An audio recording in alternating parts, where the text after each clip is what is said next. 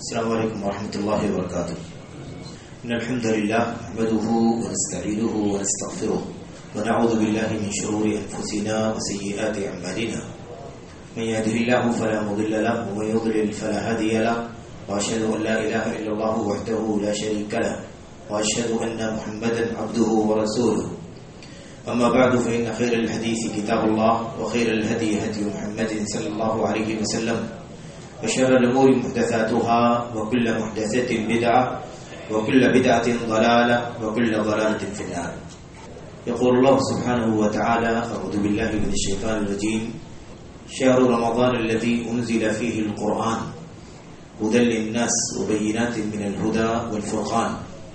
وقال النبي صلى الله عليه وسلم: أتاكم شهر رمضان شهر مبارك كتب الله فيه صيامه عليكم أو جعل الله فيه صيامه فرضا وجعل قيامه تطوعا وفيه ليلة خير من 1000 شهر من حرم خيره فقد حرم الخير كله ولا يحرم خيرها إلا محروم. وعن عائشة رضي الله عنها قالت: كان رسول الله صلى الله عليه وسلم يجتهد في رمضان ما لا يجتهد في غيره وفي العشر الأخير منه ما لا يجتهد في غيره. رواه الامام مسلم. برادران اسلام، دینی بھائیوں، نوجوان دوستوں، قابل احترام بزرگوں، قابل احترام ماں اور بہنوں، عزیز بچوں، رمضان کا یہ مہینہ اپنی برکتوں سے، اپنی سعادتوں سے، یہ نوازشات سے لدا ہوا ہم سے گزر رہا ہے. عشرہ اولا یعنی پہلا عشرہ ختم ہو گیا، دوسرے عشرے کے وسط میں، درمیان میں ہم ہیں، اور بہت جلد تیسرا عشرہ شروع ہو جائے گا، دوسرا عشرہ بھی ختم ہو جائے گا، اور دیکھتے ہی دیکھتے ہم ماہ رمضان کو الوداع کہہ رہے ہیں.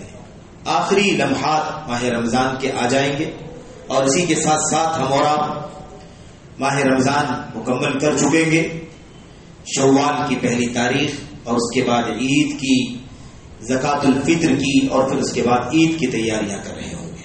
یہ وقت کی تیزی، جو بڑی تیزی کے ساتھ وقت گزر رہا ہے، یہ تیزی ہم سے اس بات کا مطالبہ کر رہی ہے، اس بات کا تقاضا کر رہی ہے کہ ہم بہت تیز ہو جائیں، بہت زیادہ محنتی ہو جائیں، تاکہ وقت جو تیزی سے گزر رہا ہے اس سے بھرپور کما کو فائدہ اٹھا سکیں.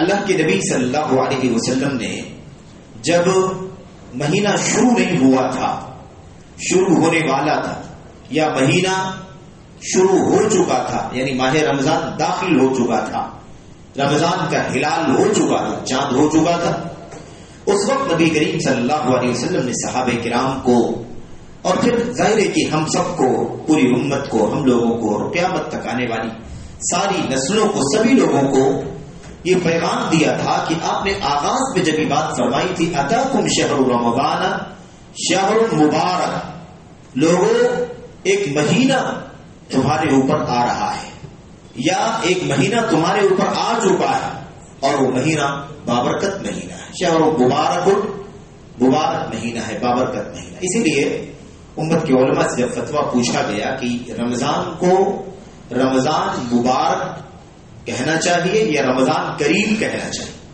تو اہل علم نے کہا کہ رمضان مبارک تو کتاب اللہ میں، اللہ کے نبی صلی اللہ علیہ وسلم کی سنت میں ثابت ہے، اور اس میں جو قدر کی رات ہے، اس رات کو اللہ تعالیٰ نے مبارک رات کہا ہے. تو مہینہ مبارک ہے، رات مبارک ہے، بابرکت رات ہے، اس لیے اس کا نام مبارک تو ہے، اس کی صفت مبارک تو ہے. اس کو رمضان مبارک تو کہا جائے گا، شب مبارک تو کہا جائے گا، لیکن رمضان کریم نہیں کہہ سکتے ہیں اس کو. کیا وجہ ہے؟ وجہ یہ ہے کہ کریم کے معنی ہوتے ہیں احسان کرنے والا، کرم کرنے والا، نوازش کرنے والا. تو ماہ رمضان تھوڑی نوازش کر رہا ہے ہمارے اوپر، ماہ رمضان تھوڑی کرم کر رہا ہے ہمارے اوپر. ماہ رمضان تو اللہ تبارک و تعالی کا ایک چنندہ، پیارا اور محبوب مہینہ ہے. اس مہینے میں کرم اللہ تبارک و تعالی کی طرف سے اترتا ہے. تو اللہ کریم ہے، نہ کہ رمضان کریم ہے. رمضان کو کریم نہیں کہنا چاہیے. علامہ ابن عثیمین رحمۃ اللہ علیہ سے غالباً شیخ صالح فوزان حافظہ اللہ سے بھی سوال کیا گیا تھا. علامہ شیخ محمد بن صالح العثیمین رحمۃ اللہ علیہ وفات پا چکے ہیں. وہ شیخ صالح فوزان باحیات ہیں. ان سے مسئلہ پوچھا گیا یہی کہ رمضان مبارک یا رمضان کریم. تو انہوں نے کہا مبارک ٹھیک ہے، بابرکت مہینہ، لیکن رمضان کریم نہیں کہا جا سکتا. کرم کرنے والی ذات اللہ تبارک و تعالیٰ کی ہے، اسی لیے اللہ تبارک و تعالیٰ کے ناموں میں سے ایک نام کریم ہے. تو بہرحال اللہ کے نبی صلی اللہ علیہ وسلم اس وقت یہ فرما دیا تھا کہ ایک بابرکت مہینہ تمہارے اوپر آ رہا ہے یا آ چکا ہے. اور آپ نے فرمایا تھا اس وقت 2 بڑی عبادتوں کا تذکرہ فرمایا تھا، اور پھر اس کے بعد سیدھے آخری عشرہ جس کے بارے میں آج ہم لوگ گفتگو کریں گے انشاءاللہ تبارک و تعالیٰ، اس کی طرف اسی وقت اشارہ کر دیا تھا، تنبیہ فرما دیا.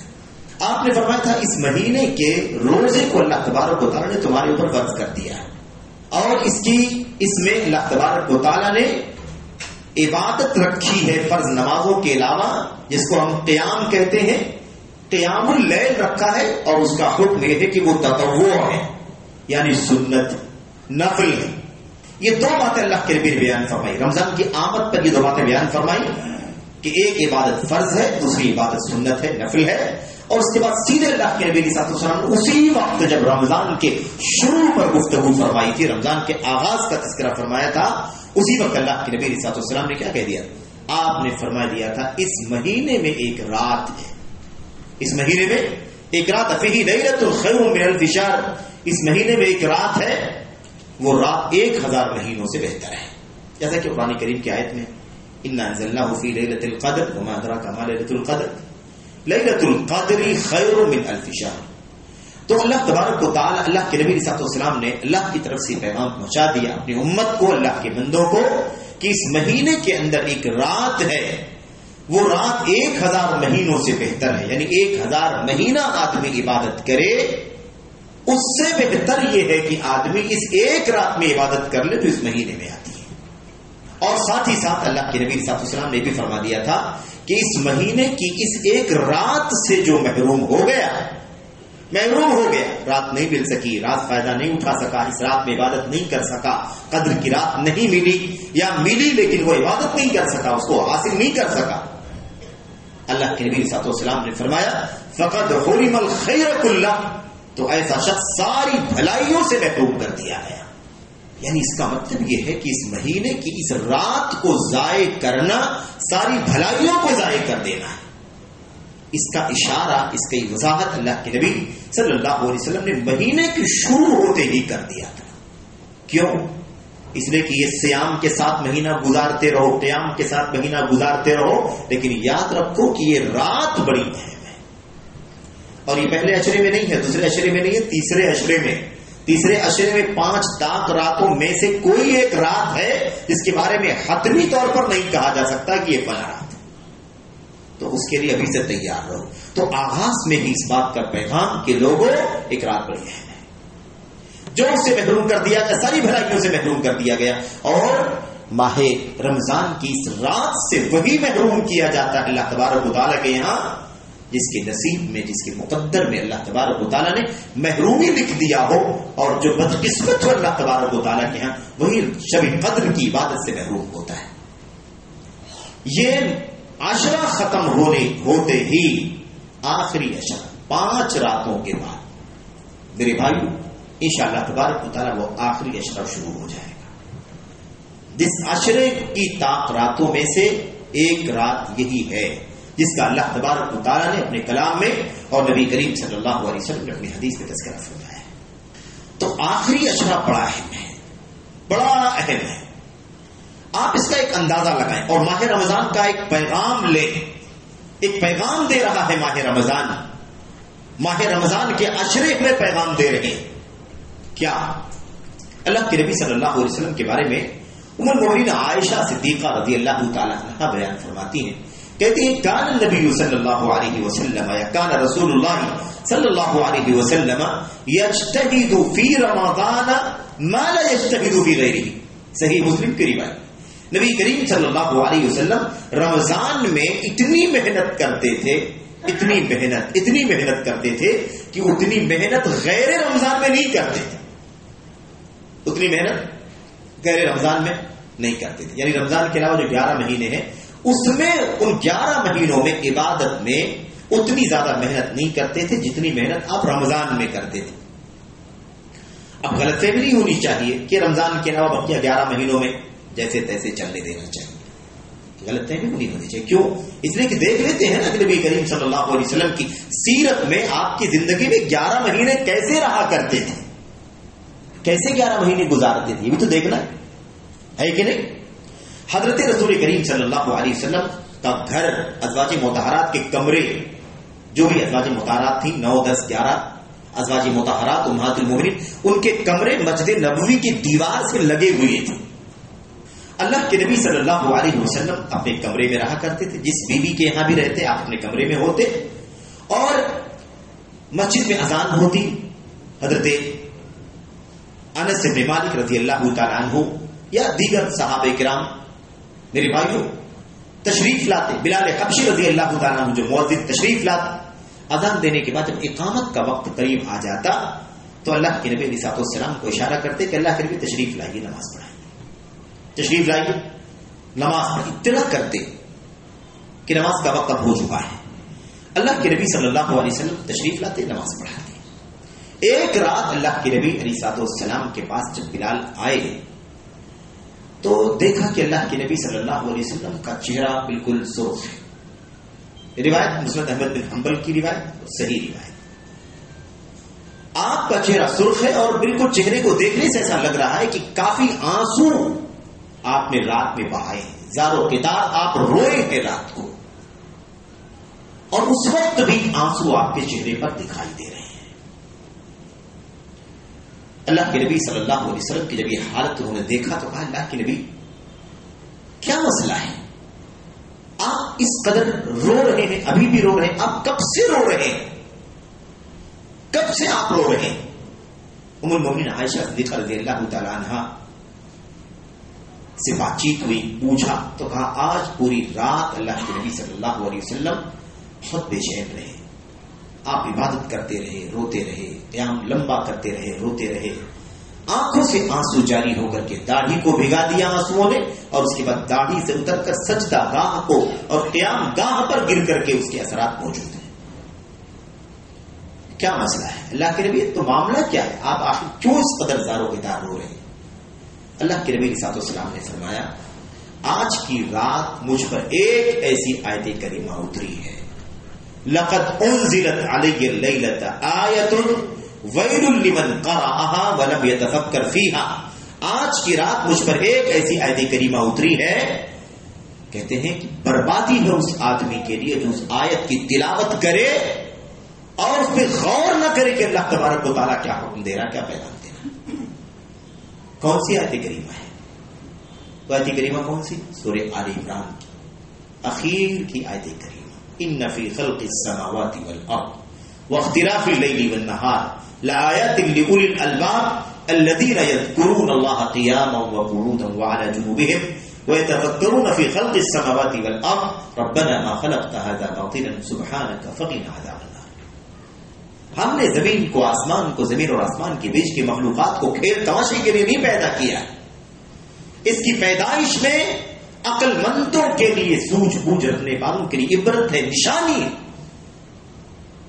اللہ تبارک و تعالیٰ اتنا بڑا آسمان, اتنی بڑی زمین, زمین و آسمان کے بیچ اتنی ساری مخلوقات, اتنی ساری نعمتیں جس کو ہم کھاتے ہیں, پیتے ہیں, استعمال کرتے ہیں, کیا اللہ نے ٹائم پاس کے لیے یوں ہی پیدا کر دیا, بے مقصد پیدا کر دیا؟ میرے بھائی اللہ کے نبی فرماتے, بہرحال 3, 4, 5 آیتیں آپ پڑھیے, اس کا ترجمہ پڑھیے, اس کی تفسیر پڑھیے, ایمان تازہ ہو جائے گا. اللہ کے نبی نے فرمایا یہ آیت کریمہ اتری ہے, بربادی ہے اس آدمی کے لیے جو اس کی تلاوت کرے اور اس پر غور نہ کرے کہ اللہ کیا فرما رہا ہے. تو اللہ کے نبی صلی اللہ علیہ وسلم, یہ رمضان نہیں تھا, غیر رمضان تھا, راتوں رات اللہ کے نبی صلی اللہ علیہ وسلم روتے تھے. اللہم امتی امتی وبکا, اللہ میری امت کا کیا ہوگا, میری امت کا کیا ہوگا, میری امت کو نجات کیسے ملے گی, یہ کیسے جہنم سے آزاد ہو پائے گی, کیسے جنت سے سرفراز ہو پائے گی. اللہ میری امت کو تیری رضامندی اور تیری رحمت اور مغفرت کے پروانے کیسے ملے. یہ بول بول کر کے اللہ کے نبی صلی اللہ علیہ وسلم راتوں کو عبادت کرنا, زاروں کے تار رونا اور امت کی فکر میں آنسو بہانا, یہ نبی کریم صلی اللہ علیہ وسلم کا وصیت. میرے بھائیو اللہ کے نبی صلی اللہ علیہ وسلم اس قدر لمبی کی نمازیں پڑھا کرتے تھے کہ آپ کے پیروں میں سوجن آ جایا کرتی تھی. تتورم قدما، آپ کے دونوں پیر سوج جایا کرتے تھے. صحابہ کہتے تھے اللہ کے نبی آپ کو اتنی محنت کرنے کی کیا ضرورت ہے؟ سورہ فتح میں اللہ تبارک و تعالیٰ نے فرمایا انا فتحنا لك فتحا مبینا لیغفر لك الله ما تقدم من ذنبك وما تاخر ويتم نعمته عليك ويهديك صراطا مستقيما. آپ کے اگلے پچھلے سارے گناہوں کو اللہ نے معاف فرما دیا ہے، تو آپ کو اتنی محنت کرنے کی کیا ضرورت ہے؟ تو اللہ کے نبی کیا فرماتے تھے؟ آپ فرماتے تھے افلا اکون عبدا شکورا، کیا میں اللہ تبارک و تعالیٰ کا شکر گزار بندہ نہ بن جاؤں؟ اگر مجھے اللہ نے نیکیوں کی توفیق عطا فرمائی اور مجھے سب معاف فرما دیا، تب تو جتنا زندگی بھر شکریہ میں سر جھکائے رہو تو اللہ تعالیٰ کا شکریہ ادا نہیں ہو پائے گا. ہمیں نعمتیں مل جاتی ہیں تو ہم آزاد ہو جاتے ہیں، پریشان ہوتے ہیں تو سجدہ وجدہ کرتے ہیں، آ جاتے ہیں مسجدوں میں. ہماری اپنی کمزوری کا عالم یہ ہے. لیکن نبی کریم صلی اللہ علیہ وسلم کا طریقہ کیا تھا؟ جتنی اللہ تبارک و تعالیٰ کی طرف سے نعمتیں اتنی ہی زیادہ اللہ تبارک و تعالیٰ کی شکر گزاری، اتنا ہی رونا، اتنا ہی آنسو بہانا، اتنے ہی پیروں میں سوجن آ جائے، اس کی پرواہ بھی نہیں کرنا. تو اللہ کے نبی کے بارے میں جو حدیث آ رہی ہے ہمارے سامنے صحیح مسلم کے ام عائشہ فرماتی ہیں کہ آپ رمضان میں اتنی محنت کرتے تھے عبادت پہ جتنی غیر رمضان میں نہیں کرتے تھے. تو غیر رمضان میں کتنی کرتے تھے ہم لوگوں نے سن لیا نا مثال کے طور پر. ہاں، تو اس سے بھی زیادہ رمضان میں کرتے تھے، اس سے بھی زیادہ رمضان میں کرتے تھے. اور رمضان کے علاوہ رمضان میں تو کرتے تھے. ام المؤمنین عائشہ آگے فرماتی ہیں مزید، کہتے وہ فی العشر الاخیر منہ ما لا یجتہد فی غیرہ، اور رمضان کے آخری عشرے میں جتنی محنت کرتے تھے عبادت میں، بندگی میں، قیام اللیل میں، قرآن کی تلاوت میں، تسبیحات میں، اذکار میں، دعاؤں میں، استغفار، جتنی محنت آپ کرتے تھے اتنا بقیہ رمضان کے دونوں عشروں میں نہیں کرتے تھے. کیوں ایسا؟ اس لیے کہ پورے سال سے رمضان زیادہ اہم ہے، اس میں فضائل ہیں، برکات ہیں، اس کے اندر بڑے بڑے اللہ تبارک و تعالیٰ کی طرف سے میرے بھائیوں رحمتوں کی برکتوں کے خزانے امتحانے. اور رمضان کا آخری عشرہ اس سے بھی زیادہ اہم ہے جتنا بقیہ دونوں عشرے اہم ہے. اچھا وہ بات تو درست نہیں ہے نا، اس سے پہلے بھی بات ہو چکی ہے کہ رمضان کا پہلا عشرہ رحمت کا ہے، دوسرا مغفرت کا ہے، اور تیسرا جہنم سے آزادی کا ہے. یہ بات صحیح نہیں ہے، یہ بات درست نہیں. جس روایت میں یہ بات بیان کی گئی ہے وہ روایت ضعیف ہے، بلکہ ضعیف نہیں بلکہ منکر ہے، منکر ہے، ناقابل اعتبار ہے، بے انتہا ضعیف ہے وہ حدیث. کیوں؟ اس لیے کہ پورا رمضان رحمت کا، پورا رمضان برکت کا، پورا رمضان مغفرت کا، پورا رمضان جہنم سے آزادی کا مہینہ ہے. مثال کے طور پر پہلے عشرے میں اگر مثال کے طور پر کوئی دوسرے تیسرے چوتھے پانچویں رمضان کو کسی آدمی کی وفات ہو جائے تو کیا اس آدمی کی گردن جہنم سے آزاد نہیں ہوگی؟ کیا اس کی مغفرت نہیں ہوگی؟ یہ کیسے کہہ سکتے ہیں؟ اس کی کیا غلطی ہے؟ رمضان اس کو ملا، جتنے دن ملا اتنے دن اس نے عبادت کیا الحمدللہ. تو اس 2 دن 4 دن 6 دن جو بھی اسے ملا اس میں اللہ کی رحمت بھی اسے ملی، اللہ کی مغفرت بھی اسے ملی، اور جہنم سے آزادی بھی اسے ملی. اگر اس نے وہ کام کیا ہوگا تو اللہ تعالیٰ ثواب عطا فرمائے گا. دوسری چیز اللہ کے نبی صلی اللہ علیہ وسلم نے کیا فرمایا؟ آپ نے فرمایا جس کو رمضان کا مہینہ مل جائے اور اس کی بخشش نہ ہو سکے ایسا آدمی محروم ہے. تو رمضان کا مہینہ اللہ کے نبی نے فرمایا، پورا مہینہ، پورا مہینے کی بات ہے، کوئی عشرہ نہیں ہے اس کے اندر، بیچ والا عشرہ نہیں فرمایا. آپ نے پورا رمضان جس کو مل جائے اور رمضان پا کر کے اپنی مغفرت نہ کروا سکے وہ محروم ہے. تو دوسرا عشرہ خاص نہیں کر سکتے ہیں مغفرت کے لیے، بلکہ پورا رمضان مغفرت کا بھی ہے. اور اللہ کے نبی کی حدیث ہے کہ ہر رات اللہ تبارک و تعالیٰ نہ جانے کتنوں کی گردنوں کو جہنم سے آزاد کرتا ہے. اللہ ہی جانتا ہے کتنوں کو آزاد کرتا ہے. تو ہر رات ہی معاملہ ہوتا ہے. دوسری چیز ایک بات اور یاد رکھیں، وہ جو بات عام طور پر بیان کی جاتی ہے کہ رمضان میں نیکیوں کا ثواب بڑھانے کے بارے میں 70 گنا جو بیان کیا جاتا ہے. مثال کے طور پر یہ کہا جاتا ہے نا کہ جو شخص نے رمضان کے اندر کوئی نفل عبادت کیا اسے اس کا فرض کے برابر ثواب ملے گا، اور جو رمضان کے اندر ایک فرض ادا کرے گا اسے 70 فرض کے برابر ثواب ملے گا. یہ بہت مشہور ہے، بہت مشہور ہے. یہ سب باتیں اسی روایت کے اندر ہیں جو روایت منکر اور ضعیف ہے. پہلا عشرہ، دوسرا تیسرا والی بات، اور یہ نفل کا ثواب فرض کے برابر، ایک فرض کا ثواب 70 فرض کے برابر، یہ ساری باتیں کہاں ہیں؟ یہ ساری باتیں ایک ہی حدیث کے اندر ہے. اور روایت کیا ہے؟ وہ حدیث موضوع ہے، منکر کے درجے میں. تو یہ بات بالکل صحیح نہیں. اچھا تب کتنا ثواب دیتا ہے اللہ تبارک و تعالیٰ؟ جتنا مرضی ہو اللہ تبارک و تعالیٰ دیتا ہے. ہم نے کیوں طے کر لیا؟ ہم نے کہاں سے بنا لیا کہ اللہ فرض کا نفل کا ثواب فرض کے برابر دے گا؟ اللہ تعالیٰ نہ جانے کتنا ثواب دے سکتا ہے، نفل کا نہ جانے کتنا دے سکتا ہے، فرض کا نہ جانے کتنا دے سکتا ہے. اللہ کے خزانے میں کوئی کمی نہیں، ہم کو اس کو محدود کرنے کی کوئی گنجائش نہیں. تو ہمیں کیا دیکھنا ہے؟ ہمیں یہ دیکھنا ہے. آپ سوچئے کہ عام حالات میں جتنی محنت کرتے تھے اس سے زیادہ رمضان میں کہ 2 اشروں میں جتنی محنت کرتے تھے عبادت میں، اس سے زیادہ آخری اشرے میں کیا کرتے تھے. کیوں؟ اس لیے کہ میرے بھائیوں، وقت جتنا زیادہ اہم ہو، جتنا زیادہ قیمتی ہو، اور جتنا زیادہ وہ قیمتی وقت کم ہوتا چلا جائے، اتنی ہی زیادہ محنت بڑھا دینے کی ضرورت ہوتی ہے. جب ٹائم کم ہوتا ہے، سیزن جانے والا ہوتا ہے نا، تو کاروباری اور تاجر لوگ جو ہے نا، وہ اور زیادہ تیزی کرتے ہیں تاکہ کم شارٹ پیریڈ میں جو کم وقت باقی بچا ہے اس میں خوب محنت بڑھا کر کے زیادہ سے زیادہ انکم کریں. میرے بھائیو، اس سے مختلف مسئلہ نہیں ہے. جب وقت کم بچا، اب 15 دن نکل گیا، 16 دن چلا جائے گا، 17 دن چلا جائے گا، آخری اشرا باقی بچے گا، وہ بھی کم ہونا شروع ہو جائے گا، تو ہمیں کیا کرنا چاہیے؟ ہمیں خاص طور پر اس کی قدر کرنی چاہیے. اس لیے بھی کہ آخری اشرے کا درجہ پہلے دونوں اشروں سے کئی گنا اونچا ہے، کئی گنا فضیلت. اتنی بڑی فضیلت ہے شب قدر کی وجہ سے کہ اس میں شب قدر ہے.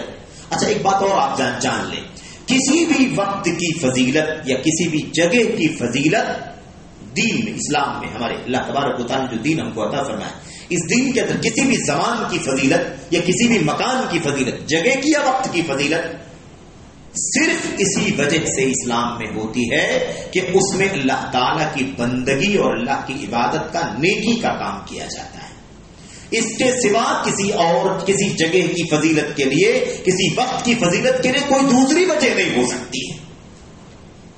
میرے بھائی، اس مسجد کی فضیلت کیوں ہے؟ اس لیے کہ اللہ تعالیٰ کی بندگی کی جگہ، یہاں رکوع ہوتا ہے، یہاں سجدہ ہوتا ہے، یہاں قیام ہوتا ہے، یہاں نماز پڑھی جاتی ہے، یہاں قرآن کی تلاوت ہوتی، یہاں ذکر و اذکار ہوتا ہے، یہاں دین کے علم کے حلقے قائم کیے جاتے ہیں.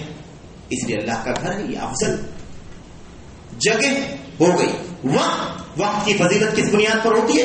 اسی لیے کہ اس وقت میں اللہ تبارک و تعالیٰ کی عبادت و بندگی کا کام ہو رہا ہے. تو جس وقت میں جتنا زیادہ اللہ کی بندگی کا کام ہوگا، اتنا ہی زیادہ وہ وقت دوسرے وقتوں سے زیادہ اہم ہوگا. اب آخری اشرا دونوں اشروں سے زیادہ اہم ہے. اس کی وجہ کیا ہے؟ اس کی وجہ یہی ہے کہ آخری اشرے میں جتنی عبادتیں اللہ تبارک و تعالیٰ کی ہیں، اتنی عبادتیں کسی اور اشرے میں نہیں ہیں، اور بقیہ دنوں میں بھی نہیں ہیں.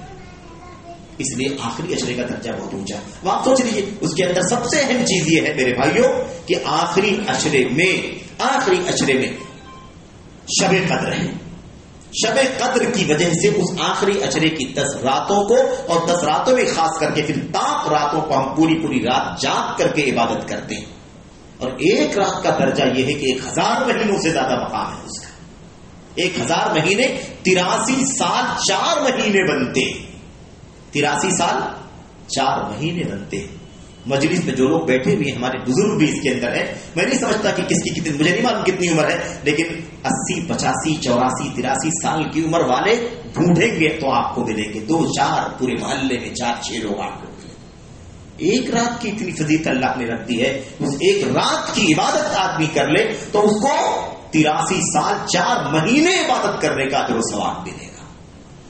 کیا کسی اور سیزن میں، کسی اور اشرے میں، کسی اور مہینے میں کیا ہے کوئی ایسا وقت یا کوئی ایسی چیز، کوئی دن، کوئی رات، کوئی لمحہ، کوئی گھنٹہ منٹ جس کا یہ مقام اللہ تبارک و تعالیٰ نے بیان کیا؟ اس لیے اس آخری اشرے کی فضیلت بہت زیادہ ہے. اور دوسری بات یہ کہ قدر کی رات کیا ہے، کیوں فضیلت ہوئی؟ اس لیے کہ اسی قدر کی رات میں قرآن اترا ہے، پوری انسانیت کے لیے ہدایت کا ذریعہ ہے. اس لیے اس کا مقام اتنا اونچا ہے. تو اب ہمیں یہ بات سمجھ میں آ گئی کہ یہ رمضان ایک پیغام دے رہا ہے. پورا رمضان اہم ہے دوسرے دنوں سے، رمضان کا آخری اشرا اہم ہے رمضان کے بقیہ پہلے دوسرے اشروں سے، کیونکہ وقت بھی کم ہے اور اہم ہے. فرصت تھوڑی ہے، غنیمت سمجھنے کی ضرورت ہے. میرے بھائیوں، یہ پیغام دے رہا ہے کہ اس زندگی سے بھی فائدہ اٹھا لو، کیونکہ زندگی کی مدت بھی بہت تھوڑی ہے. ہماری اور آپ کی زندگی کی مدت کتنی ہے؟ بہت کم ہے، بہت تھوڑی مدت ہے. اللہ تبارک و تعالیٰ قرآن کریم میں فرماتا ہے کہ دنیاوی زندگی آخرت کے مقابلے میں بہت تھوڑی ہے. تو ہماری اور آپ کی زندگی اب دیکھنے کے لیے میرے بھائیوں 100 سال 80 سال 90 سال 75 سال 60 سال 40 سال 30 سال 35 سال اس سے کم زیادہ انسان کو عمر اللہ تبارک و تعالیٰ دیتا ہے, مردوں کو بھی عورتوں کو بھی, لیکن کسی کو ضمانت نہیں ہے نا کہ 100 سال تک وہ زندہ رہے گا. اگر 100 سال بھی کوئی زندہ رہے 100 سال, یا یہودیوں کو اللہ تبارک و تعالیٰ نے فرمایا تھا کہ اگر تم میں سے کسی کو 1000 سال کی عمر مل جائے گی تب بھی اس کے بعد اسے مرنا ہی ہے, مرنے سے کوئی روک نہیں سکتا. تو کتنی بھی عمر لمبی مان لے, 1000 سال بھی مان لے, تو 1000 سال کی عمر کو اگر آخرت کے مقابلے میں رکھ کر کے دیکھیں گے تو کچھ بھی حیثیت نہیں ہے اس کی. تو زندگی بڑی مختصر ہے. جیسے ہم اللہ کا پیغام رمضان یہ پیغام دے رہا ہے کہ عام حالات سے رمضان بڑا قیمتی ہے, اس سے فائدہ اٹھا لو. رمضان کے 2 اشروں سے زیادہ قیمتی آخری اشرا ہے, اس سے خاص طور پر فائدہ اٹھا لو. تو یہ پیغام دے رہا ہے کہ تمہاری زندگی آخرت کے مقابلے میں بہت تھوڑی ہے, اس زندگی سے فائدہ اٹھا لو, ورنہ پھر زندگی جب نہیں رہے گی تو پھر تمہیں عمل کرنے کا موقع نہیں ملے گا. کیوں؟ اس لیے کہ دنیاوی زندگی عمل کی زندگی. الیوم عمل ولا حساب وغدا حساب ولا عمل. آج میرے بھائیوں یہ عمل کی جگہ ہے, عمل کا ٹائم ہے, ہم عمل کر لیں. اللہ حساب نہیں لے رہا ہے دنیاوی زندگی کے اندر, اور مر جائیں گے ہم دنیا سے چلے جائیں گے تو وہ یوم الحساب ہوگا, حساب و کتاب کا دن ہوگا. وہاں عمل کرنے کا موقع نہیں دیا جائے گا, وہاں حساب و کتاب لیا جائے گا. کیا کر کے آئے ہو, اچھا یا برا, اس کا صلہ ہم کو دیا جائے گا. تو یہ پیغام ہے رمضان کا, آخری اشرے کا پیغام ہے کہ زندگی بھی بڑی مختصر ہے, آخری اشرا قیمتی ہے, اس کے لمحات تھوڑے ہیں. یہ پیغام دے رہا ہے کہ تمہاری زندگی بہت تھوڑی ہے, تو اپنی زندگی سے بھی فائدہ اٹھا. میرے بھائیو, آخری اشرے کے احکام, آخری اشرے کے مسائل کیا ہیں؟ آخری اشرے کے احکام مسائل کے حوالے سے اللہ کے نبی صلی اللہ علیہ وسلم کی حدیث تو ہمارے سامنے آ گئی. دوسری حدیث ہمیں دیکھنا ہے صحیح بخاری مسلم وغیرہ کی, جس میں اللہ کے نبی علیہ الصلوۃ والسلام کے بارے میں حضرات صحابہ کرام صحابیات فرماتے ہیں اذا دخل العشر الاخیر, جب آخری اشرا شروع ہو جاتا تو نبی کریم صلی اللہ علیہ وسلم کی حالت کیا ہوتی تھی؟ آپ صلی اللہ علیہ وسلم, وہی مشہور حدیث, احیا اللیل وایقظ اہلہ وشد المئزر. نبی کریم صلی اللہ علیہ وسلم کا معمول یہ ہوتا تھا کہ جیسے آخری اشرا شروع ہوتا تھا تو آخری اشرا شروع ہوتے ہی, اس کے داخل ہوتے ہی نبی کریم صلی اللہ علیہ وسلم کا معمول یہ ہو جاتا تھا کہ آپ عبادت کرنے کے لیے پورے طور پر چوکس ہو جایا کرتے تھے, پورے طور پر. شد المئزر, شد المئزر, آپ اپنا ازار مضبوط باندھ لیتے تھے, اپنا ازار مضبوط باندھ لیتے تھے. اس کا کیا مطلب ہے؟ اس کا مطلب کیا ہے, اس بارے میں محدثین نے اس کا 2 معنی بتلایا ہے. ایک معنی تو یہ ہے کہ اس میں یہ اشارہ کیا جا رہا ہے کہ جیسے ہم اردو میں کہتے ہیں نا کمر کس لینا, کمر کس لینا یعنی کیا مطلب؟ فلاں کام کے لیے کمر کس لینا, یعنی فلاں کام کے لیے پورے طور پر تیار ہو جانا, سارا کام چھوڑ چھاڑ کے فلاں کام کرنے کے لیے تیار ہو جانا, اسی کے لیے لگ جانا. کہتے ہیں کہ ایک معنی تو اس کا یہ ہے, اپنے ازار کو مضبوط باندھ لیا یعنی کمر کس لیا, یعنی تیار ہو گئے, اب آخری اشرے کی عبادت میں آپ لگ جائیں گے, یہ معنی ہے.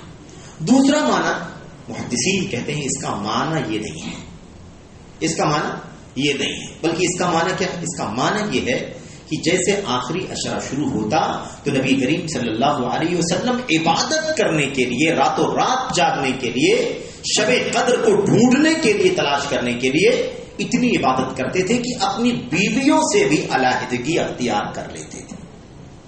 اپنی بیویوں سے, ازواج مطہرات سے کیا کرتے تھے؟ آپ الگ تھلگ ہو جاتے تھے, ایک اشرا آپ علیحدہ ہو جاتے تھے, صرف عبادت میں لگے رہتے تھے. یہ اس کا معنی ہے, اور یہی معنی صحیح ہے, یہی معنی صحیح ہے, یہی معنی راجح. اچھا کیوں ایسا, کیوں وہ معنی صحیح نہیں کہ آپ تیار ہو جاتے تھے, کمر کس لیتے تھے؟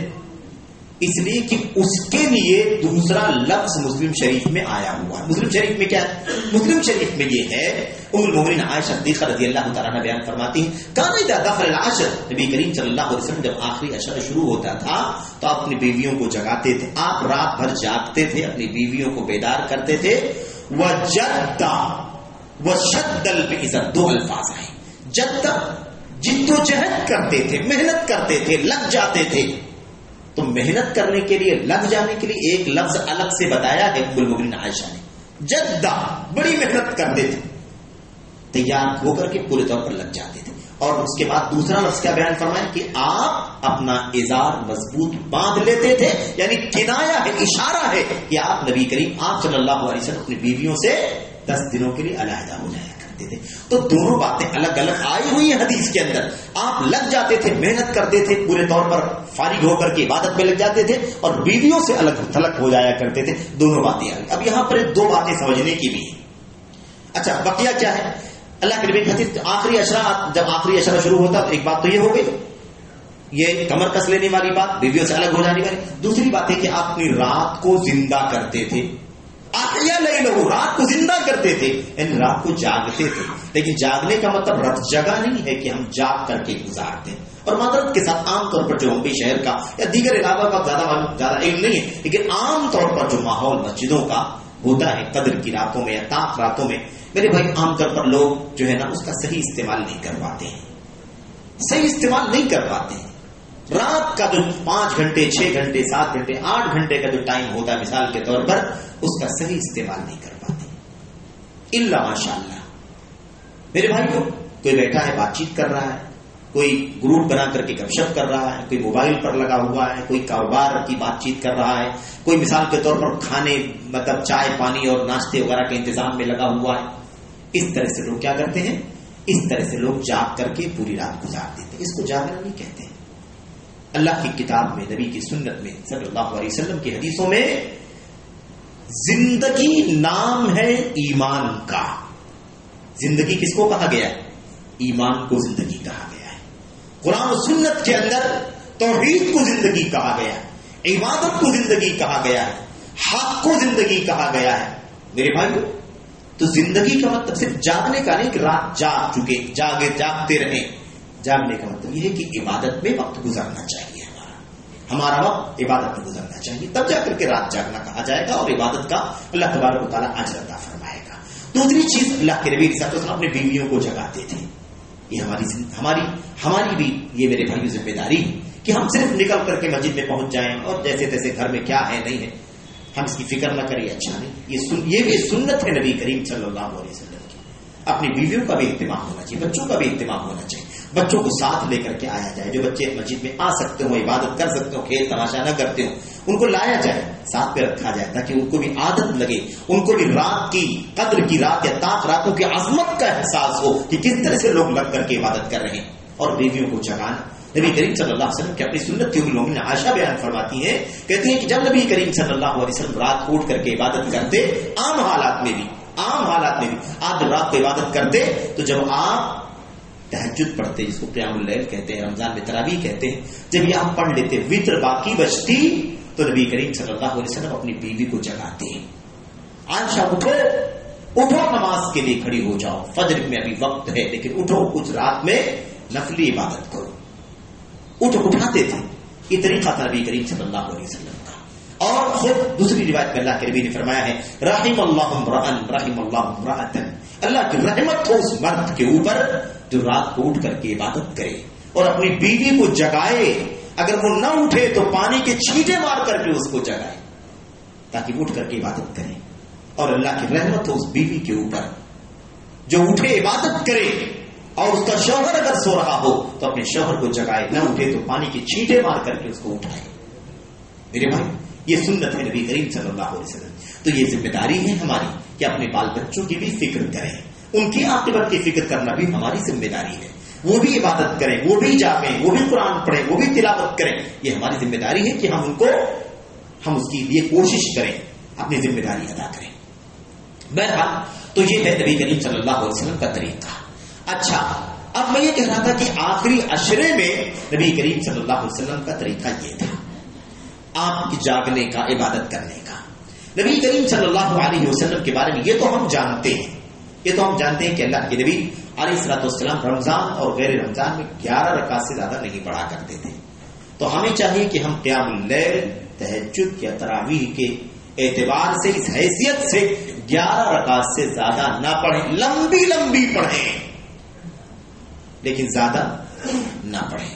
قیام اللیل جو ایگزیکٹ ایک نفلی عبادت کا نام ہے، یہ مقید نامزد نفلی عبادت کا نام ہے، کیونکہ نفلی نمازوں کی دو قسمیں. ایک نفلی نمازیں وہ ہیں جو نامزد ہیں، نامزد جیسے نمازوں کے پہلے اور بعد میں جو نمازیں ہم پڑھتے ہیں، 2 رکعت 4 رکعت ہے نا، فجر سے پہلے 2 رکعت، ظہر کے پہلے بعد میں، ایسے ہی مغرب سے بعد، مغرب کے بعد میں، عشاء کے بعد میں، یہ جو ہم پڑھتے ہیں ان سنتوں کا اسپیشلی کیا ہے؟ اسپیشلی نام ہے جس کو سنن رواتب کہا جاتا ہے. ایسے یہ قیام اللیل ہے، اسپیشل نماز ہے میری بھائی. ایسے ہی آپ دیکھیے چاشت کی نماز باقاعدہ ایک نام ہے. تو یہ وہ نفلی نمازیں ہیں جن نمازوں کو ہم مطلق نہیں بلکہ مقید سنت کہتے ہیں. اور ان مقید سنتوں کے علاوہ، مقید نفلی نمازوں کے علاوہ ایک مطلق یعنی آزاد نوافل ہیں. آزاد، ہم چاہے جب 2 رکعت پڑھ لیا کریں، چاہے جب 2-4 رکعت پڑھ لیا کریں، نمازوں کے پہلے پڑھ لیا کریں، نمازوں کے بعد پڑھ لیا کریں، جو سنتیں ہیں اس کے علاوہ. تو اس اعتبار سے عام مطلق نفل کے اعتبار سے آپ پڑھیں، کوئی بات نہیں ہے اس کے بعد. لیکن تراویح کے طور پر، قیام اللیل کے طور پر، یا جس کو ہم صلاۃ اللیل کہتے ہیں، یا مثال کے طور پر ہم تہجد کہتے ہیں، اس نام پر ہمیں چاہیے کہ ہم 11 رکعت سے زیادہ نہ پڑھیں. 11 رکعت زیادہ نہ پڑھیں، کیونکہ اللہ کے نبی کی سنت ہے. عائشہ فرماتی ہے کہ آپ نہیں پڑھتے تھے اس سے زیادہ، کم کرتے تھے لیکن زیادہ نہیں کرتے تھے. ابو داؤد کی روایت میں اللہ کے نبی علیہ السلام کے بارے میں صحابہ بیان فرماتے ہیں، کہتے ہیں آپ کا جو معمول تھا رات کی نماز پڑھنے کا، رات کی نماز پڑھنے کا جو معمول تھا وہ کیسا تھا؟ 4 و 3، 4 و 3، نمبر 2 6 و 3، نمبر 3 9 و 3، 8 و 3، اور نمبر 4 10 و 3. یہ نبی کریم صلی اللہ علیہ وسلم کا معمول تھا. کیا مطلب ہے اس کا؟ 4 اور 3، 4 اور 3 یعنی 2 رکعت پڑھنا اور اس کے بعد 3 رکعت وتر پڑھنا. کل کتنی رکعت ہو جائے گی؟ 7 رکعت. یہ کم سے کم معمول ہے نبی کریم صلی اللہ علیہ وسلم کا. آپ اتنا بھی پڑھا کرتے تھے. تو ہم نے عرض کیا ام المؤمنین عائشہ نے بھی کیا فرمایا ہے؟ آپ 11 رکعت سے زیادہ رمضان ہو یا غیر رمضان نہیں پڑھا کرتے تھے. زیادہ نہیں پڑھتے تھے لیکن کم پڑھا کرتے تھے. کم کا معمول ہے نبی کریم صلی اللہ علیہ وسلم کی زندگی میں. تو ایک طریقہ کیا تھا؟ 4 و 3، 4 اور 3 یعنی 7 رکعت. دوسرا معمول کیا تھا؟ 6 و 3، 6 اور 3، 6 اور 3 کتنا ہو جائے؟ 9 رکعت. یہ بھی اللہ کے نبی کے معمول میں تھا. چوتھا معمول کیا تھا؟ 8 و 3، 8 اور 3 جو ہم عام طور پر پڑھتے ہیں 11 رکعت. ایک معمول اور تھا 10 و 3، 10 اور 3، 10 اور 3. یہ بھی اللہ کے نبی کا معمول تھا. لیکن معمول میں جو 11 رکعت کے علاوہ 2 رکعت، اس میں 13 رکعت آ رہی ہے نا، اس 13 رکعت میں 2 رکعت وہ ہے وضاحت ہے. مسلم شریف کی بالکل صحیح، مطلب مسلم شریف کی روایت جو صحیح روایت ہے اس کے اندر وضاحت ہے کہ یہ جو 13 جوڑا جا رہا ہے، 13 رکعت کا ذکر اس میں بھی ہے. ابو عبداللہ بن عباس رضی اللہ تعالیٰ عنہ کی صحیح بخاری کی روایت میں کہ آپ 13 رکعت پڑھا کرتے تھے رات میں. اس 13 رکعت کے اندر 2 رکعتیں بالکل شروع میں، یعنی 2 2 2 2، 8 رکعت تو ہم پڑھتے ہیں. ان 8 رکعتوں جو لمبی لمبی پڑھا کرتے تھے اللہ کے نبی، ان لمبی لمبی 8 رکعتوں سے پہلے 2 رکعت ہلکی پڑھا کرتے تھے بطور تمہید. یعنی ہلکی پڑھ کر کے آپ 2 رکعت سے فارغ ہو جاتے تھے. پھر اس کے بعد آپ یعنی پورے عزم کے ساتھ آپ کھڑے ہو جاتے تھے اور پھر 2 رکعت لمبی لمبی پڑھا کرتے تھے. اور پھر وہ روایت ہمارے سامنے فلا تسأل عن حسنہن وطولہن. اللہ کے نبی 8 رکعت پڑھا کرتے تھے، اتنی لمبی پڑھا کرتے تھے اور اتنی خوبصورت پڑھا کرتے تھے کہ بس مت پوچھو. نہ پوچھو کتنی خوبصورت ہوا کرتی تھی، نہ پوچھو کتنی لمبی پڑھا کرتے تھے نبی کریم صلی اللہ علیہ وسلم. تو اس طرح سے کتنی رکعت ہو جائے گی؟ کل 13 رکعت ہو جائے گی. تو یہ سمجھ کے رکھنا ہے 7 9 11 اور 13 یہ نبی کریم صلی اللہ علیہ وسلم کا معمول تھا. اس میں جھگڑا بڑا نہیں ہونا چاہیے. اگر کبھی 7 پڑھ لے تو کوئی مسئلہ نہیں ہے، 9 پڑھ لے تو کوئی مسئلہ نہیں ہے. یہ ہم نے جو ایک بالکل 8 اور 11 طے کر کے بیٹھے بھی کبھی کم زیادہ نہیں کرتے، یہ بھی نہیں مناسب ہے. اس کے خلاف بھی کبھی کرنا چاہیے. جو سنتیں ہیں ہر سنت زندہ ہونی چاہیے، ہر سنت زندہ ہونا چاہیے، ہر سنت پر عمل ہونا چاہیے. تو ایسا نہیں ہونا چاہیے کہ اس میں اختلاف پیدا ہو جائے. ایسے وطر کا مسئلہ ہے، اس میں بھی کبھی جھگڑا ہو جاتا ہے. 3 رکعت وطر پڑھنی ہے تو 2 سلام سے پڑھنا ہے، 1 سلام سے پڑھنا، لوگ جھگڑا کر لیتے ہیں. 1 سلام سے کوئی کہتا ہے 2 سلام سے ہی پڑھنا ضروری ہے، 1 سلام سے پڑھنا جائز ہی نہیں. اور کچھ لوگ کہتے ہیں 1 سلام سے ہی پڑھنا، 2 سلام سے پڑھنا درست نہیں. یہ سب غلط ہے، سب صحیح نہیں ہے، شدت نہیں ہونی چاہیے. جب ساری سنتیں اللہ کے نبی کی صحیح حدیثوں کے اندر موجود ہیں تو ہمیں کیا پہنچتا ہے کہ ہم ایک کا پابند بناتے دوسرے سے منع کریں. تو پھر نفلی چیزوں میں ہم شدت برتیں گے تو پھر تو گنہگار ہو جائیں گے، کیونکہ نفلی چیزوں کے اندر جو آسانیاں اللہ کی طرف سے رکھی ہوئی ہیں ان آسانیوں پر ہمیں عمل کرنا چاہیے. تو یہ چیز ہے. بہرحال یہ ہو گئی بات. تو عرض کر رہا تھا کہ ان راتوں میں، آخری اشرے کی راتوں میں آپ لمبا لمبا قیام کریں، لمبا جتنا آپ کو یاد ہے سب آپ پڑھیں، ہے نا، سب پڑھیں، کوئی بات نہیں. ہر رکعت میں آپ سب دہرائیں. ضروری نہیں کہ سب کو 10-5 پارے یاد ہو سکتا ہے کسی کو 1 پارا یاد ہو، کسی کو آدھا پارا یاد ہو، کسی کو 2 پارا یاد ہو، کسی کو اس سے بھی کم یاد ہو، 10 ہی 5 سورتیں یاد ہو، کوئی بات نہیں. وہی دوہرائیں، بار بار دوہرا کر کے لمبی رکعت پڑھیں. پھر دوسری رکعت میں خوب لمبا لمبا پڑھیں، وہی دوہرا کر کے پڑھیں، کوئی مسئلہ نہیں. کیونکہ قیام لیل لمبا ہونا ضروری ہے، لمبا ہونا ضروری، اسی لیے قیام کہا گیا ہے اس کو. یہ نہیں کہا گیا کہ لمبا سجدہ والی نماز، لمبا رکوع والی نماز، کیونکہ اصل کیا ہے؟ قیام لمبا. اور فضیلت بھی یہی ہے. اللہ کے نبی سے پوچھا گیا اللہ کے نبی سب سے فضیلت والی نماز کون سی؟ ای الصلاۃ افضل، سب سے فضیلت والی نماز کون سی؟ اللہ کے نبی نے فرمایا طول القنوت، جس نماز میں لمبا قیام ہوتا ہو. تو بہرحال یہ ہمیں عبادت کرنی چاہیے. اس آخری عشرے میں جو مزید جو احکام ہیں ان احکام میں ایک ابھی ختم ہو جائے یہ جو قدر والی رات کا مسئلہ ہے. اس رات، اس عشرے کے اندر، پورے عشرے میں اللہ کے نبی علیہ الصلوۃ والسلام کو میں آپ کو بتاؤں کہ اللہ کے نبی علیہ الصلوۃ والسلام کو اللہ تبارک و تعالیٰ کی طرف سے یہ بات بتلائی گئی تھی کہ آخری عشرے کی وہ کون سی رات ہے جو قدر کی رات ہے. آپ کو اس کا علم دیا گیا تھا، آپ کو بتلایا گیا تھا، لیکن امت کے اختلاف کی وجہ سے اسے اٹھا دیا گیا.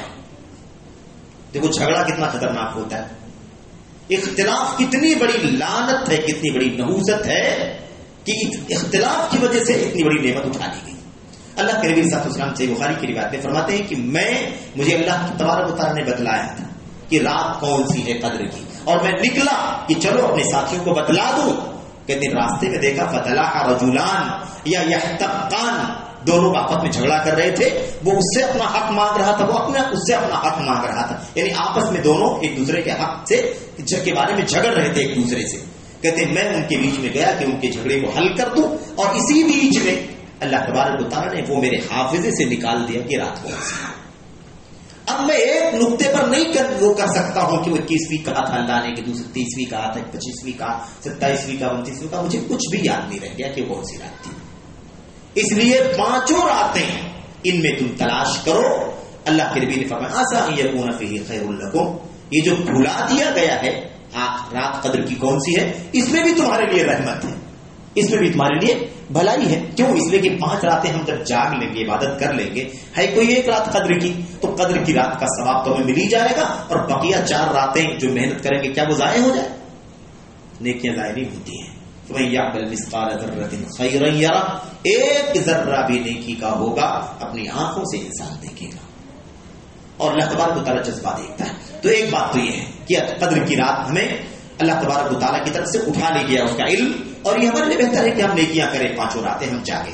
اب اللہ کے نبی صلی اللہ علیہ وسلم کا طریقہ یہ تھا کہ آپ شب بیداری کرتے تھے، جاگتے تھے، قدر کی تلاش کرتے تھے، اور اللہ کے نبی نے حکم بھی دیا التمسوها فی العشر الاواخر من رمضان، اسے رمضان کے آخری عشرے میں تلاش کرو. پھر آپ نے فرمایا التمسوها فی الوتر من العشر الاواخر من رمضان، اسے آخری عشرے کی طاق راتوں میں سے تلاش کرو، کوئی نہ کوئی ایک رات ہے.